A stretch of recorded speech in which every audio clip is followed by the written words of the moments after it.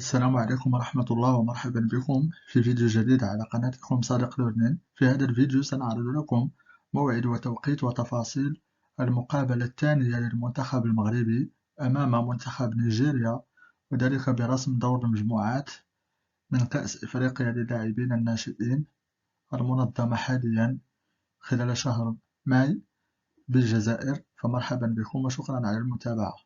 يتواجد المنتخب المغربي في المجموعة الثانية إلى جانب كل من زامبيا، جنوب إفريقيا والمنتخب النيجيري. المقابلة الأولى للمنتخبنا المغربي كانت أمام منتخب جنوب إفريقيا، والتي جرت أطوارها الأحد الماضي 30 من أبريل، حيث انتهت بفوز المنتخب المغربي بهدفين بدون رد.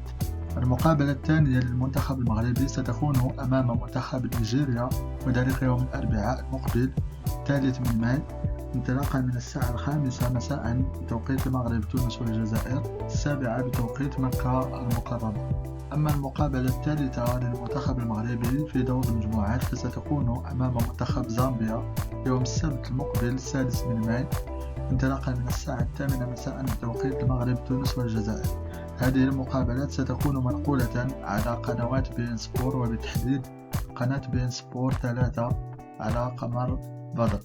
إذا كانت هذه تفاصيل مباريات المنتخب المغربي. كل التوفيق لمنتخب الشبان. شكرا لكم على المتابعة، وإلى اللقاء في فيديو قادم إن شاء الله.